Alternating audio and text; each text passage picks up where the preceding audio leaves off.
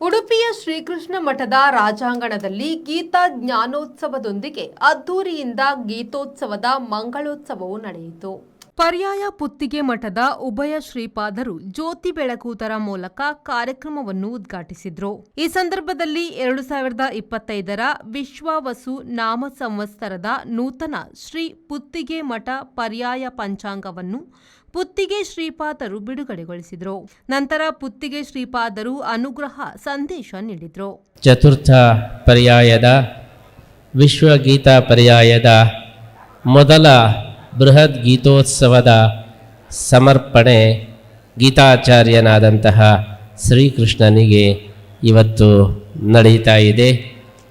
ಕೃಷ್ಣನ ಸನ್ನಿಧಾನದಲ್ಲಿ ಕೃಷ್ಣ ಜಯಂತಿಯನ್ನು ನಾವು ಹೇಗೆ ಆಚರಣೆ ಮಾಡ್ತೇವೆಯೋ ಹಾಗೆಯೇ ಕೃಷ್ಣನಿಗೆ ಅತ್ಯಂತ ಪ್ರಿಯವಾದಂತಹ ಭಗವದ್ಗೀತೆಯ ಜಯಂತಿಯನ್ನು ಕೂಡ ಅದೇ ರೀತಿ ಮಾಡಬೇಕು ಎಂಬ ಉದ್ದೇಶದಿಂದ ಈ ಬಾರಿ ಶ್ರೀಕೃಷ್ಣ ಮಾಸೋತ್ಸವವನ್ನು 1 ತಿಂಗಳ ಪರ್ಯಂತ ಕೃಷ್ಣನ ಜಯಂತಿಯನ್ನು ಆಚರಣೆ ಮಾಡಿದರೆ 40 ದಿವಸಗಳ ಪರ್ಯಂತ ಈ ಬೃಹತ್ ಗೀತಾ ಜಯಂತಿಯ ಗೀತೋತ್ಸವವನ್ನು ಕೂಡ ನಾವು ಆಚರಿಸ್ತಾ ಇದ್ದೇವೆ.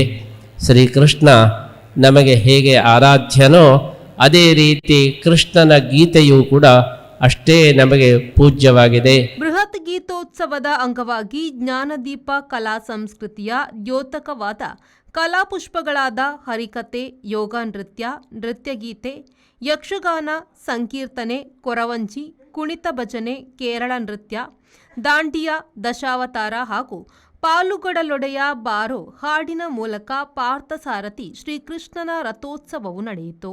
ಈ ಸಮಾರಂಭದಲ್ಲಿ ಖ್ಯಾತ ಕಲಾವಿದ ಉಪೇಂದ್ರ, ಹೈಕೋರ್ಟ್ ನಿವೃತ್ತ ನ್ಯಾಯಾಧೀಶ ದಿನೇಶ್ ಪಿಎಸ್, ಶಾಸಕರಾದ ಯಶ್ಪಾಲ್ ಸುವರ್ಣ, ಗುರ್ಮೆ ಸುರೇಶ್ ಶೆಟ್ಟಿ, ಉದ್ಯಮಿಗಳಾದ ಪುರುಷೋತ್ತಮ್ ಶೆಟ್ಟಿ, ಮನೋಹರ್ ಶೆಟ್ಟಿ ಮೊದಲಾದವರು ಉಪಸ್ಥಿತರಿದ್ದರು.